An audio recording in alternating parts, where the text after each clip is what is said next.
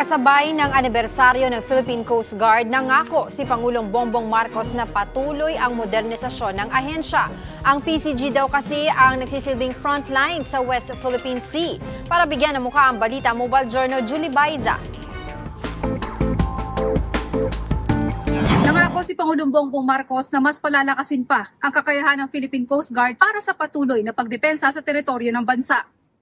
Sa ambush interview matapos ang 122nd anniversary ng Philippine Coast Guard sa Port Area, Manila, sinabi ni PBBM na magpapatuloy ang modernisasyon at capacity building ng ahensya. Kasunod ito ng panibagong insidente ng shadowing o pagbuntot ng Army Navy Ship 621 ng China sa BRP Benguet ng Philippine Navy kamakailan lang. Makikita naman natin na nag-i-increase ang ating capability para makapag-defend sa sovereign maritime territory ng Pilipinas. So we are continuing with the upgrading of the equipment, the training, and the capabilities of all our people, especially the Coast Guard. Not only because they are on the front line in the problems now that we're facing in the West Philippine Sea.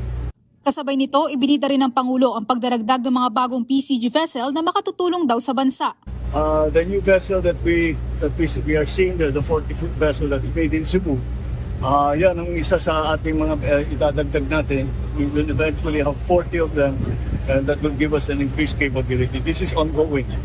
Ang PCG sinabing epektibo ang direktiba ng administrasyon na ilatag sa publiko ang mga agresibong aksyon ng China. So I think our direction under this administration of exposing the aggressive behavior of China and maintaining our presence in the West Philippine Sea is very effective to modify the behavior of China. Kasabay ng 122nd anniversary, pinarangalan din ngayong araw ang mga Coast Guard personnel na nagpakita ng katangi-tanging serbisyo. Kabilang sina Coast Guard Officer 3rd Class Jason Nicol at Coast Guard Seaman 1st Class Joseph De Vera na pumutol sa rope barrier na inilagay ng China sa Bajo de Masinloc. Glorious courage, bravery, and patriotism in the face of danger that resulted in the success of cutting the rope barriers by the Chinese Coast Guard at the southeast entrance of Bajo de Masinloc. Ipinresenta din ng ahensya ang mga accomplishments nito ngayong taon gaya ng pagresponde sa higit 500 maritime incidents. Mobile Journal Julie Baiza, hatid ang mukha ng balita.